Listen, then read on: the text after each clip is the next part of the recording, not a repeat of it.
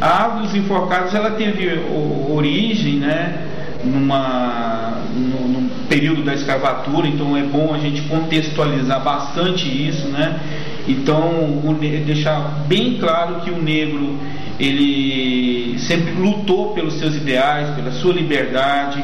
Então tem que deixar bem claro que o negro, ele não é submisso. Só que, entretanto, a opressão sempre foi muito grande, né? Então, a Enforcados, ela teve origem negros lutando por alguns direitos básicos de sobrevivência, né? E, obviamente, naquele período, negro ele era tratado como um mero animal, né? Então, ele não tinha o direito a questionar, enfim, lutar por direito nenhum, né? E numa dessas desavenças que houve aqui no município de Araxá, o negro foi argumentar referente a uma determinada situação, né? E ele foi simplesmente agredido, foi preso, né? Ficou preso alguns dias, né? E depois veio a sua condenação, né? Condenação essa que acabou condenando ele a se enforcar, né? E é nessa árvore aqui. Então, não foi somente um negro, foram vários negros que foram enforcados aqui no município de Araxá. Ela chama Árvore dos Enforcados, segundo diz a lenda, né, que eram dois escravos, né, vindo da cidade de Coromandel, que eles mataram o seu dono. Então, eles foram condenados à morte. Como eles sabiam da existência dessa árvore aqui, no alto de Santa Rita, eles resolveram trazer esses dois escravos para cá, juntamente com o júri popular, e enforcaram eles aqui. Depois que enforcaram eles, desceram e deceparam o pescoço de cada um. Então, segundo diz a lenda, quando o vento passa forte sobre suas folhagens, é possível ouvir o gemido dos escravos. Nós queremos tornar um símbolo nosso de resistência mesmo, né?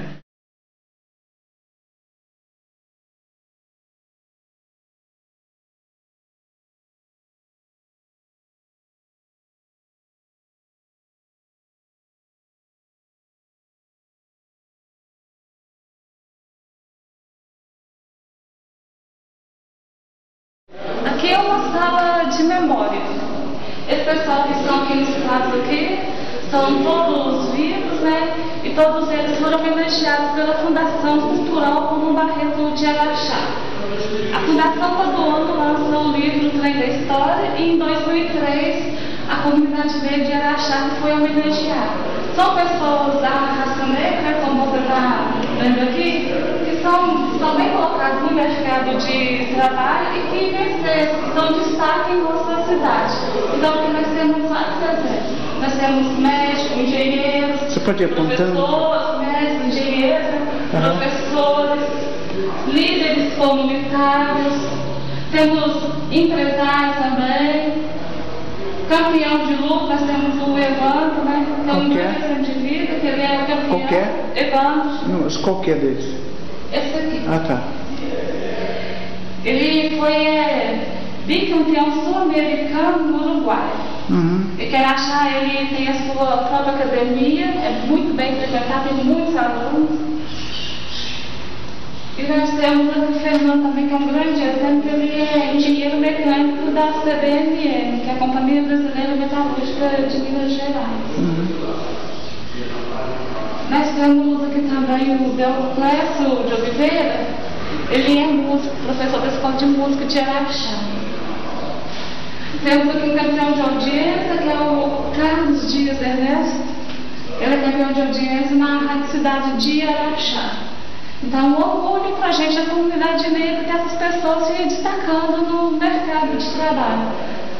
Nós temos o Adolfo, ele é o presidente do Conselho de Integração e Participação da Cultura Afro-Brasileira de Araxá. Nós temos a Alessandra de Moraes, que ela é psicóloga, né? E temos a cunhada dela aqui também, que ela é de Estado de São Paulo, que faz parte do CONTUR, que é o Conselho Municipal de Turismo da cidade de Araxá. fizeram uma história de Araxá. Então, o Martinelli aqui foi presidente da escola de samba do bairro Santo Antônio, tivemos uma perda muito grande, né? Aqui nós temos uma telha que foi doada por um estudante da faculdade da cidade de São José do Salgado. Antigamente, os negros, eles pegavam e decoravam as telhas, né, pelas coxas. É uma telha comum. Temos a dona Lucidélia, que era considerada uma das melhores costureiras da época, e ela também fazia o ponto cruz. Temos aqui com a doação pela família dela.